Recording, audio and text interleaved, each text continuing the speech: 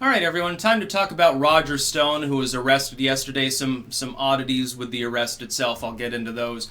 First, let me point out that of the 7 charges that are being levied against them, none of them have to do with Russian collusion. And this was pointed out. That's why the story died almost immediately. It's like Trump does the shutdown deal, and then Bernie might announce, and it's like this gets totally washed away.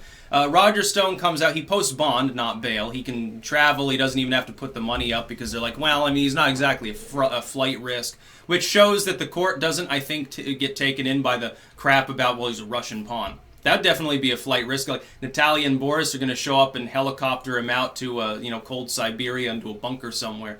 The charges stem from lying under oath. Lying to Congress. One count of witness tampering, and then there's one other minor count. These are minor minor charges. This is like a year in prison sort of slew of charges that probably wouldn't all stick anyway. And he comes out and does the Nixon thing, which is very funny. He's a fan and used to be personal friend of Richard Nixon, actually, who also was kind of shafted under odd circumstances. And I think he did that on purpose. It's a little bit of a dog whistle to those in the know on the right, I suppose. He comes out and he says, well, I'm going to fight these charges. I did nothing wrong. This is bullshit. Let him fucking charge me. Let him see what happens. He'll defend himself in court. He'll probably get some of the charges thrown out, or they'll compact the lying to Congress charges. Get like 6 months in prison. It'll be another Papadopoulos deal. That's really what you're looking at here. It has nothing to do with Russia. Mueller hasn't indicted and arrested him for that. And then the arrest itself was very mysterious because the CNN news crew was right on scene as the arrest was taking place. They had to have already been there, which means one of several things is true. Now, some people are saying, well, it's obvious. CNN was tipped off by the FBI. Someone in the FBI leaked it to them. That's likely. It's very possible. There are other possibilities, though. Another possibility is that they've literally had people camping outside of his home, stalking him, essentially, nonstop anyway, simply because they suspected he might get arrested. Or just to get pictures of him or something. Paparazzi likes to do that. Now, he's sort of a celeb figure as well as a political figure at the center of this whole bullshit firestorm. That's possible, too. In fact, I think that's number 2 likelihood. Could be some other reason they were there. Maybe they just saw a bunch of FBI vans going down the road early in the morning, decided to follow them. They're like, wow, this is juicy. This is Roger Stone's house. Quick, get the camera out. It's possible. It's just not particularly likely. Given that CNN is definitely in cahoots with at least the Clintonian side of the liberals, they'd probably get a tip-off. Someone in the FBI probably gave him a call. Hey, Roger Stone's going to get arrested in an hour. You might want to be there or be square. Yeah, look at the number. I'm calling from the FBI headquarters. Fucking trust me on this one. It's likely.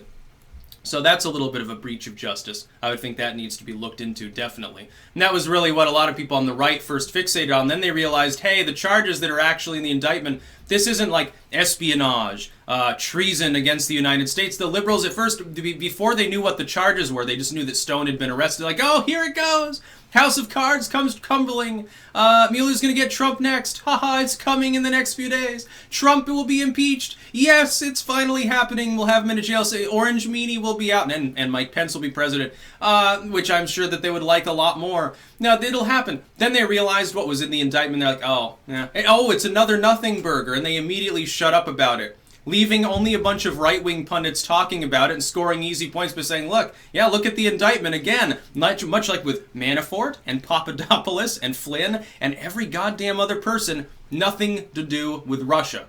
With Manafort, it was 10-year-old money laundering charges involving Ukraine, not Russia.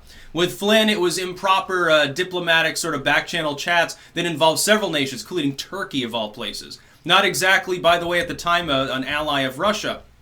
Very interesting. Probably had something to do with Russia, let's face it, when he was talking to Erdogan's people. But yeah, Michael Flynn went rogue. With Papadopoulos, he lied to the FBI. Got 2 weeks in a county jail, a low-security facility. Yeah, he's a hardened criminal now. Oh my God, like they really nailed someone to the wall now. And then they have this one, like, Russian chick who fucked her way to the top in the NRA's chatting circles and got in on a couple meetings, and that's like a big problem. It's like, and Roger Stone. The things that he did do with regards to contact with WikiLeaks or whatever, they're not illegal. Private citizen, you're telling me that as a private citizen, a person can't DM with WikiLeaks on Twitter, and then that because they're an informal member of a campaign, an informal, unofficial advisor, not registered or anything, they can't talk to the candidate? Yes, they can. That's perfectly legal. Unless some favors are being traded, or unless it's an attempt to conduct diplomacy again through one of those backdoor private channels, that would be illegal. There's nothing in the indictment regarding that. It's just, hey, he lied to Congress, he tried to tamper with a witness, so he's like a henchman. He was running coverage for probably Manafort. Yeah, he probably was in on that operation many years ago. Yeah, he's probably a crooked individual. He probably did lie to Congress, but he didn't collude with the Russians to try to steal the election.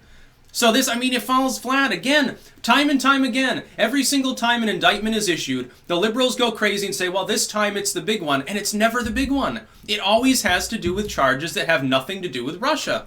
So where, and the thing is, the only reason you know about these other crimes that have been committed is because of a probe prefaced on there being Russian collusion, or the likelihood thereof, moderate confidence that it happened.